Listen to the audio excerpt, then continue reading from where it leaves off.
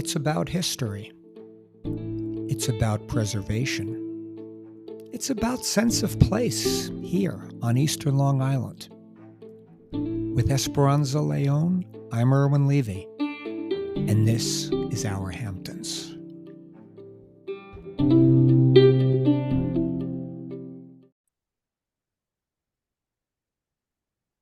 Esperanza. My friend Irwin. How are you? Yeah. What are you going to say? When I'm sorry. See, this is what happens on Our Hamptons podcast sometimes when we get so excited about something that we start talking over each other. We get all wrapped We can't up wait in this. to we can't get to wait to get started on this. Is that especially and Esperanza, we should really we should really give our little heads up. Our Hamptons audience podcast audience know that this is an Esperanza Leon term. This is a meaty subject, and it's a cool subject because Esperanza, well, first of all, let's say what it is. We're going to talk, the focus is going to be the hamlet of Calverton, Long Island. No, not officially part of the town Hamptons. of Southampton or the Hamptons, but sort of abutting it. But it's also, and Esperanza used this term when we were, talking about the potential of this podcast. It's very glocal. Yes, which is global and local for those of you that don't get the term. Exactly. And I'll be honest, I had to, it took me about 10 seconds with my old brain to analyze that. But also, Irwin, it really is like, yes, it's not the Hamptons, but this is what this place, like where we live, used to be in a way. It's exactly. Like it has that history, just like here. It has a natural environment that was parallel to this in so many ways. And Esperanza, there's so many elements to the story of Calverton in terms of just what you spoke of, in terms of present day, the obvious lack of affordable housing. And this is a place with a lot of open space, at the juncture of both the North and South Forks. But maybe the bigger part of the story is how Long Island, and this is where we're going a little glocal, was a major player in the defense industry in the 20th century, an enormous player. I mean, right out to the tip of Montauk, as we know, right? Exactly correct. Exactly correct. And so it's kind of like the blue collar roots of of where we live. I think put it that way, which is, when you think this area, people are like, oh, Long Island, it's the Hamptons, because this is close enough to be considered. This was a really rural, blue collar, farming, fishing, community that completely true. Didn't have all this luxury. And when you look to the west, as we're doing here, look, we know, we discussed things like the trade parade, all of these contractors, work people, what have you, coming from the west to work here, where the streets apparently are paved with gold, but these people also have no place to live here. So is that the potential? But it really goes back, Esperanza, and we're going to tie in all these elements. So yes, Our Hamptons podcast audience, we may bounce around a little bit here. Yeah, we're straying. We're straying a lot. We're going to stray a little bit. Yeah, we're Esperanza. We're not on 3 Mile Harbor Road or south of the highway, East Hampton Village, which is really comfort zones. Okay, we're straying. I like that term, by the way. But maybe we should just give our audience briefly talk about Grumman, because there is a connection with Grumman, the aircraft industry. And again, we could do. There probably is a Grumman podcast out there. I mean, Grumman was Long Island, and Long Island was Grumman. Yeah. During its really the formidable years of Long Island, the mid 20th century, when the place was really, the suburbanization of it was really going full force. Communities were built from nothing, i.e. Levittown, post-war. And Grumman, from the 1930s to the 1980s, really, I mean, they were building fighter jets for the Navy for, decades. They were building spacecraft, and right here on Long Island, Bethpage, Long Island. We're reading about this, Esperanza. people living in Bethpage would talk about how at shift changes, they could barely back out of their driveway. Yeah. It Yeah. was so crowded there, 25,000 employees in their heyday. But, and again, Wow. we're not going to delve too deep in here, but long story short, well, Grumman, again, was Long Island during, the mid 20th century. The Cold War sort of ended. Mr. Gorbachev teared down this wall. You recall Ronald Reagan, in that era, Yeah. and military spending really dropped significantly. Northrop ended up buying Grumman. It still exists in Oh, some north of kind of Grumman. form. Oh, no, it absolutely Yeah, does. It's but very still thriving as yes, a but it wasn't the Leroy Grumman, with two partners no, not starting this. and not here Right. necessarily. And, Yeah. with So 25, right, locally. Northrop is based in LA. So yes, Mhm. not here, but um and not 25,000 employees anymore. Okay, we Mhm. got all of that. But it does sort of segue into, I mean, there are so many elements to the story, Esperanza, into I know, it's Calverton. where do we start? Where yeah, our Hamptons Well, podcast audience. We were talking about this before. Where do we literally with I that think, term? Where do we start? I'm gonna maybe suggest that we start with the what is the Naval Weapons Industrial Reserve Plant in Calverton, okay, Sounds like which is where I think, this is how Grumman begins here as well, I guess.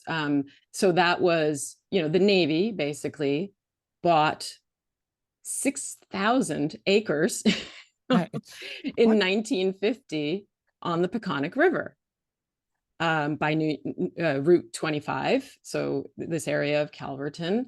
And it's interesting, among the properties that they purchased was a mansion belonging to the grandson of F.W. Woolworth. So, it gives you sort of a sense of what this area was about. I mean, it's sort of like probably, this is very beautiful grassland area, and we'll touch on that later. But it was, Riverhead, and this area was like hunting grounds for the wealthy. These were still, as we've spoken about with Montauk, the upper echelon would come out in their hunting parties. They would have their homes here, out here on Montauk, as well in these areas of Riverhead and Calverton area, and would use them as their retreats, right? So anyway, but the Navy is where I think we start, because then that is where Grumman eventually was producing all these airplanes that you're talking about and exactly more. correct. And we should, just to give our audience a little geographical perspective as to where Calverton is. And it has a big footprint. It is predominantly in the town of Riverhead. A little portion that's undeveloped south of the Peconic River is within the town of Brookhaven, which is the largest town on Long Island, bigger than Nassau County, as a matter of fact. But geographically speaking, we're south of Baiting Hollow, which maybe is the sort of unofficial beginning of the North Fork potentially. It's west of Riverhead. It's all inland. It doesn't have a coastline of any kind. Geographically, let's call it exit 71 off the LIE. So it's Mhm. a tad past Manorville, a little border Manorville, but that's really where it is. And to Esperanza's point, what this reserve plant, and this is another piece of Eastern Long Island history, Esperanza, when TWA Flight 800 crashed in Yeah. '96. Mhm. It exploded. I mean, we're not going to delve too deep in this, but all of these parts, the analysis where the wreckage was dismantled, all of that was brought to this enormous To this facility in facility. Calverton Yep. as Yep. well. You Yep. know, Exactly. Yeah. I mean, and it has the long history of, well, if everybody knows, like the main thing, and today there is, again, we're jumping around, but there is a sort of like an airplane museum there, the Grumman Memorial Park, I think it's called. right. And one of their featured collection items, that's on loan from the National Aircraft Museum, is the Grumman F-14 Tomcat. And Right. for those of you who enjoyed Top Gun, that is the airplane. So, to think that, again, this is the Glocal aspect of it, Right. right? That we're talking about something that was designed, fabricated, tested, the prototypes, all of these many airplanes that are, sort of famous in naval and aircraft history, were done here at That's right. And plant. again, done here, you often read historically, we'll now jump around again, but how historically you've heard things, New England factory towns making shoes, making Uh-huh. whatever, things like this. Yeah. We can't emphasize enough that what a company town, for lack of a better term, a large portion of Long Island was at this time. And Grumman, they founded hospitals. They were organized the Long Island United Way. I mean, like the things, they were so entrenched in the community in terms of not only the amount of people they employed, but what they were giving back. Right. So we can't, but again, we're digressing. And again, talking about the land, because ultimately, Esperanza, that's sort of where we're going to go with really not just present day Calverton with all of these things they have, but where they could potentially go. In September of 98, the bulk of the developed land, 2,640 acres, was donated to the town of Riverhead. Right, And right. almost Because we the right, site, like Grumman had moved on, right. right? Closed their facility. The Navy still owned this because it was a government owned, but contractor operated. So once Grumman left, 96, around, I guess, 96. So from 1950, 56 to 96, this was really, very, very actively used. And then, as you're saying, the bulk of the land was donated to the town of Riverhead. And another almost 3,000 acres to the New York State DEC for wildlife management. So that gives you a little bit of a perspective. And again, this is only 26 years ago, we're talking when these donations were made. So of the 10,000, no, I'm sorry, there was 6,000 acres, not 10. So that's 2 and 3, that's 5. What of the other 1,000 acres, I wonder? yeah, that's part of this. Part of this is a little bit of a mystery, and It again, is. some of these things we're pulling back from, information from a few years Many ago. I mean, the and many town of different sources, and it's not right, all up to date. Yeah. and in terms of how things get repurposed, this airport, there's now drag racing at this airport. Right. Actually, and again, you want to talk in tying in local history. Riverhead Raceway, the bridge, not far away. I mean, there is a racing culture on Long Island. Admittedly, Absolutely. drag racing is a little bit different than, a race on a Well, racetrack, but it's same neighborhood yeah, yeah, conceptually, you definitely. know. So, Definitely. I mean, so that's also part of this story. There have, and again, we're going to ultimately, I think, Esperanza, we need to morph into what the future can be here. But And just to wait 1 minute before, yes, because this is about the future. right. This one thing, which we did not mention yet, Please. the facility during the space race, Grumman built the mock-up of the lunar surface Right at here. this place to test the lunar roving vehicle. I mean, And isn't that the cool? I mean, it's it's it, wild how much history there is there. That's it's the an other thing. extraordinary history and an off the radar history. Like, why isn't, this, No it pun makes intended, Irwin. right. No, no, never, never.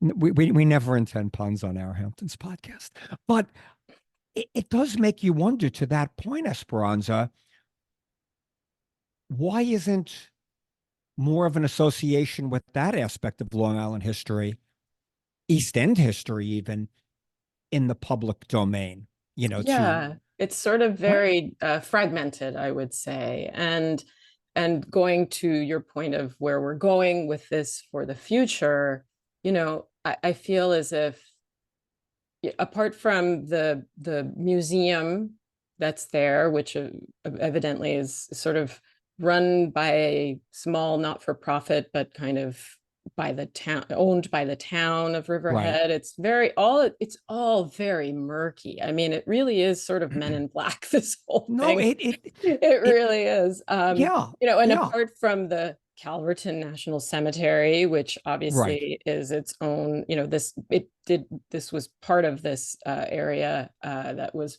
naval owned, right. became the cemetery, we should mention, which is one Yes. of the three largest in the country and Yeah. busiest of all of them. Incredible. I mean, again, like really just such interesting to, but why is it? So my thought is this was in the Navy's hands. And in while there is a lot, I'm sure, of contamination on this land, which was really, I mean, prime wild. I would say wild, I would call it a wildlife sanctuary if it hadn't been so disturbed all these years. Um, why isn't there somebody stepping up and really just planning properly for this? Because let's talk about what has been proposed Yes. over the recent years, apart from the drag racing Yeah. And again, by the town of Riverhead. a lot of this has been in the domain of the town of Riverhead. And, and again, we're It's exclusively in the domain of the town with of the, right, Riverhead. right, Yes. right. Because we're not talking about the portion, again, the smaller south of the Peconic River portion in the town of Brookhaven. This is predominantly, the vast majority, again, is within Riverhead town. And I mean, the things that were talked about, and this is as recently Esperanza as 2018. Just going to put these out here, okay? A 35-story artificial ski mountain, a racing track, a plant to build solar-powered planes, a solar farm, and this one, which is really perhaps the most extraordinary of all, considering its proximity to Tanger, which we actually spoke about on our Hamptons podcast in a prior There you go. We've episode. strayed before. We've strayed before. We do stray. Talks of a large shopping center. I Right. mean, Yeah. Developed by the Canadian developer that it, has built the largest malls in the world. right. So, right, then that would Think be, about that one, Irwin. Think about yeah, I mean, that was, yes, that would be 555 real estate, apparently, according to this information. So the plans have been all over the place. And, Esperanza, we have spoken about Riverhead in the past. We actually did a podcast on Riverhead. And I mean, that place it's a town, a community that's also had its own challenges. But I will say one thing, you can make a destination out of Calverton the same way Riverhead became a destination with the advent of Tanger. So right. But imagine the Mall of America, I'd rather not. Calverton. But it gets better. Yeah, Keep going. yeah. I mean, now I have to. They approved in 2008 the sale of the airport for $155 million. That was to Riverhead Resorts, which planned to make this ski mountain. To That the is a best of my bargain, knowledge, by the way. what's $75 that? million. That's a bargain. A tremendous bargain. Now, again, I mean, to the best of my knowledge, 16 years later, that doesn't exist. But No. yeah, now the drag racing has gone on. I mean, so we have had that, but Since what, Esperanza. like 2018 or something like that, right? Yeah. But again, now this is a place. I think this is as good a place as any to really mention the grasslands you were talking about. Now, Right. Which yeah. this grassland is it's my understanding this is the largest grasslands we have left on Long Island. Am I correct in that, Esperanza? One of the largest? That is, yes, that is my understanding. I read a fabulous book by author Betsy McCulley, and that was also when I learned about this particular area and its significance environmentally. But as your own research has come up with, the airport, which it's not an active airport, but Right. it has that strip, contains the largest remaining grassland on Long Island. So it has lots and lots of really vital wildlife that exists there. None of 5 New this is York State protected. species of special concern, Esperanza. I mean, this You know, is, yeah. Also, kettle holes, right. um, which are breeding sites for the eastern tiger salamander. These are also, it's an endangered species. Lots of different amphibian and reptile species that are in this area. And it just begs the question, and I know it hasn't happened yet, but that these big projects have been announced on and off over the years, begs the question of where is the review under the state, environmental quality review Yeah. act, with the DEC involvement. I mean, why is there not some more active effort to do something about this, which I would probably, I hesitate to say it. I'm not speaking out of certainty, but it sounds like a super fun site to me. Possibly. And the other thing, And maybe it is, I don't know. this is something I really just thought of. Esperanza and I always talk before a podcast, and this is something I didn't mention to her then, but I'm going to mention to her now because it just really dawned on me in all candor. It's almost a place that needs a visionary, like a real, Like a real visionary, yeah. like a real great thinker, Holistic, and yeah. like you go back, and again, I mean, you go back historically, we had a Suffolk County executive, years ago, John V.N. Klein, who really from Smithtown saw things getting developed and was so instrumental in farmland preservation.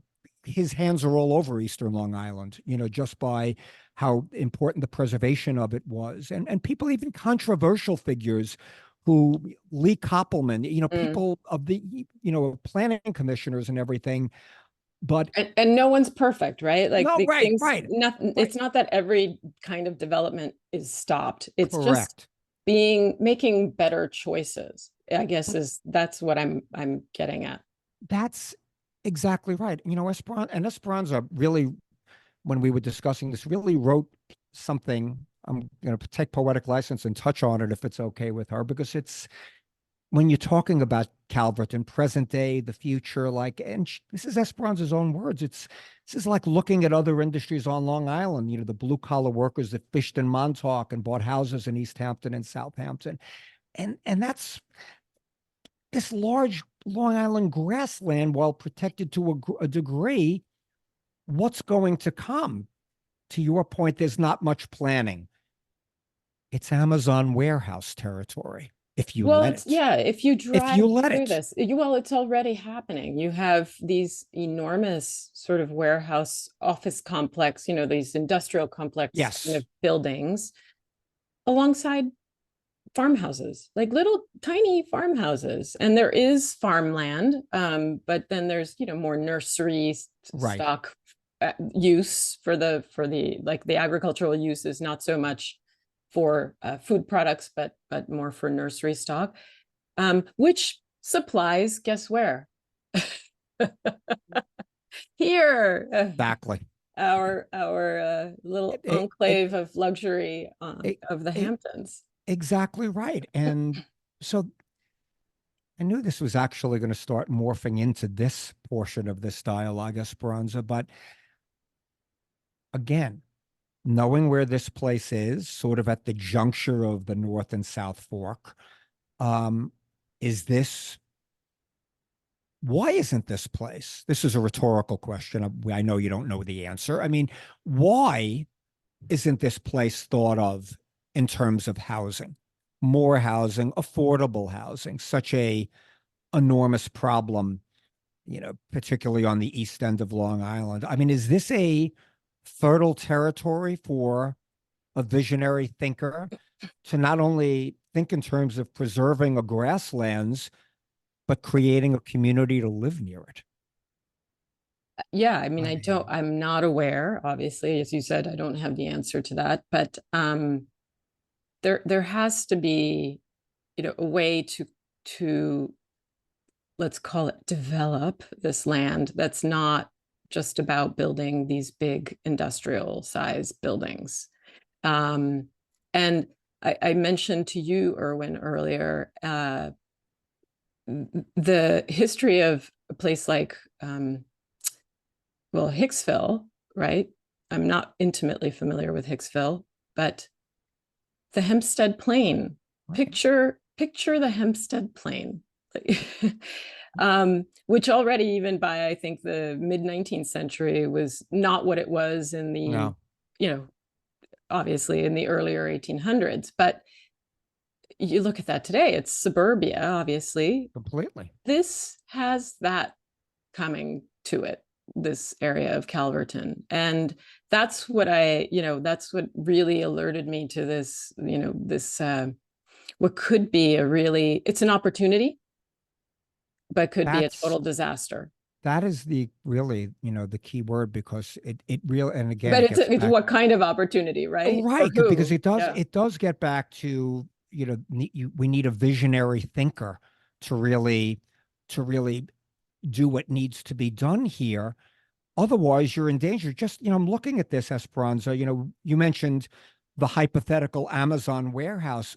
There's already a FedEx There's the distribution center FedEx. here. Yep. I think I There's passed a by there. huge recycling. I'm not saying these are bad things. I'm just saying this is what's there. Yeah.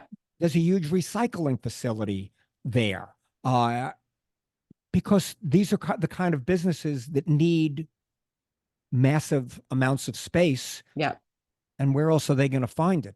Right. This is like the last I would guess this is the last remaining area on Long Island that has this much expanse of land that can be developed, probably. Right. Exactly. I mean, unless you go into Nepean and Montauk and they change. And that's state park. So that, Hey, state park, we're going to convert you. And remember, there was let's alienate the state park. Exactly. Well, remember, there was a brouhaha in Hither Woods exactly. to put a sewage treatment plant and to preserve parkland. But that's a Exactly. podcast for another day. But let's go back to the earlier history of this quickly. And when, because we are jumping around, and think about this area as being completely wild, rural. And I'm not going back this far. It's, mid 1800s. Calverton was named after the first postmaster in 1868, who was Bernard J. Calvert. Right. Interesting. I mean, that you would just have a town named after, or hamlet named after you, just because you were a postmaster. But and let's be clear, these were ancestral homelands, right, of the Native Americans living there. The name of the area, let's look at that, was for the Native Americans Canungum or Canungum, which means fixed line or boundary. But what I wanted to say is, picture a small farming community that specialized in cranberries. Right. Cranberries, right. Which you mentioned Nepean, interestingly enough. And of course, we do have cranberry bogs in Nepean. But yeah, true. That's what grew in the areas along the Peconic River, which was all swampy, until the Navy Purchase. And again, we could say, thanks to the Navy Purchase, this has not been developed as intensely as it could have been, because they bought all those 6,000 acres and had them, utilized for very finite purposes. And remember something, other thing to bring out, Esperanza, which is almost, the diametric opposite of your mentioning the cranberries. To give you an example of how long this area has been in, maybe this is too strong a word, but I'll use it anyway, turmoil in terms of what to really do with it. Mm-hmm. How about 60 years ago, when then Governor Nelson Rockefeller proposed using this as the fourth major airport for the New York metro area, which I'm assuming we're talking LaGuardia, JFK, and Newark. Correct. Would be the other three. We're not going to take into account Islip MacArthur. But so the point is, 60 years ago, they were analyzing this property, what to do. Right. Because there's an infrastructure there, right? That's so right. Either you're going to tear up the whole 10,000 foot strip, or however long it is, and use the land for something else, which needs to be cleaned up, which, I mean, et cetera, et cetera, et cetera. Or you use it as what it was built for, which was flying airplanes. Yeah. I mean, so there's just the elements to this story. There's so many I- contrasts, right? Because yeah. we're talking cranberry bogs, which there is still the Calverton Ponds is I think the Nature Conservancy may own it or steward it. And there were the Calverton Ponds were utilized as commercial cranberry bogs through the 1900s, in the early 1900s, for over 50 years. So really think about it. That is the timeline, right? Between probably the late 19th century into the 1950s, super rural. I mean, it's like how the speed of history can accelerate to get to where we are today with a FedEx warehouse. The days drag and the years fly, and I like that. right. Yeah. Yeah, 60 years ago, Nelson Rockefeller, years, the naval involvement prior to that, Grumman, who basically killed, they were the big lobbyists against making this into an airport. But, you know, but the respect also in this community, and we should really start wrapping this story up. But, you go to that Grumman Memorial Park. I've never been there. But the park, it's a not-for-profit volunteers of former Grumman employees. And again, remember, the company town kind of loyalist to the concept of what Grumman was, um, just devoted to that and creating this legacy of this memorial park in here. Yeah, Just it's a lot of interesting, really, military history to Long Island that, as you mentioned earlier, is not really focused on, not highlighted probably as much because we're not in that realm, obviously, but right, also just in general, I think. right. Why aren't more people? And again, this is just saying this as a general statement. Why aren't more people aware of the Grumman Memorial Park? I mean, it, this is, it's a very moving testimonial to really an enormous part of our Glocal history and very relevant Esperanza. And Esperanza was the one that really, was instrumental in bringing this subject up to Our Hamptons podcast. So props to her. It really, it's the history of Long Island and it's the history of Eastern Long Island on so many levels. Yeah. With Yeah. the last frontier being Yeah. That's a great Esperanza, way to put it. The last frontier. the last frontier of a very unique opportunity that's crying out for a John V. N. Klein type of visionary, a Jacqueline or Larson kind of Oh visionary, man. someone that can really see something for what it can be. Yes. And not just a 35-story indoor artificial ski mountain. That would, right. There's already a surf wave in there that, somewhere. yes, but a place that, we spoke about how this was going to come together organically, but a place that respects a military history, a place that respects the history of the most important, arguably, private industry Long Island's ever seen, memorializing all this on a unique, largest grasslands left on Long Island, on all of Long Island, all of this at the gateway to the North Fork and the South Fork, the potential of what this place can be. Esperanza, I ask you again rhetorically, who's going to seize these reins, Right. and formulate? God, I'm giving myself goosebumps. Who's going to formulate this game plan? Right, right. With a sensitive vision, really a sensitive vision, right? Taking it all, and again, yes, we can tie in a FedEx warehouse. That's okay. Okay, but this could be more.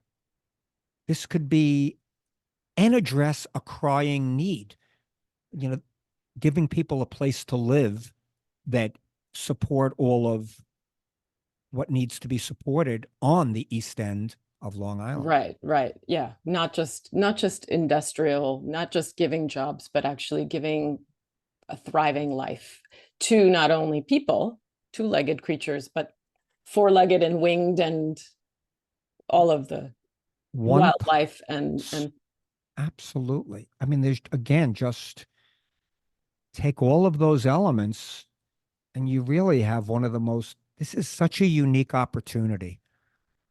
And I just, yeah, and just because we have to close, I would say it there are unique opportunities wherever you live, yes, and voices of people make a difference, right?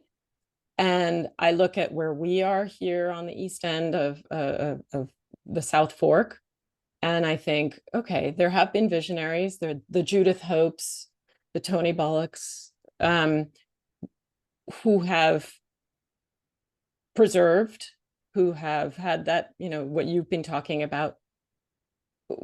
But we're in a place right now where it seems like the almighty dollar is like totally taking over, and the development is just rampant in a way that doesn't have that sensitivity. So again, I'm bringing it back to where we are, right, because I know we strayed that far, but I think I see a lot of echoes and a lot of similarities between what could have been here, what could be there.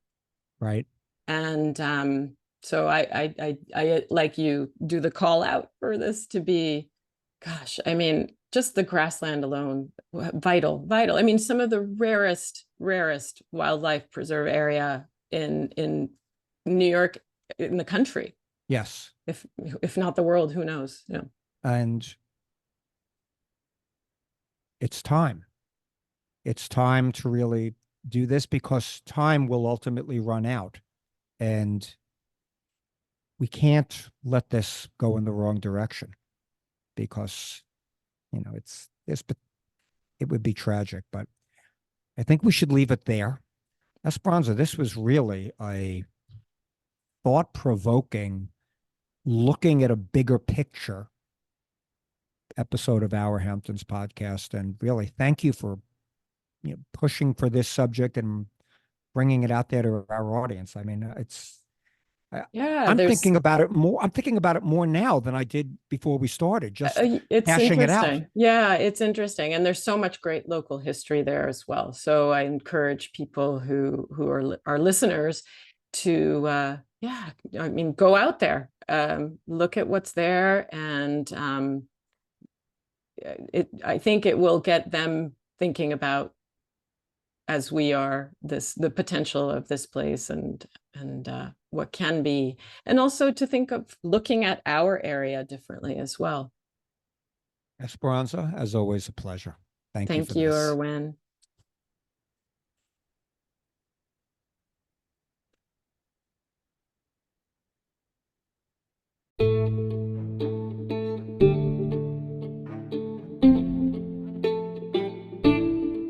Thanks so much for joining us. New episodes of Our Hamptons are released every other Tuesday. Find them wherever you get your podcasts.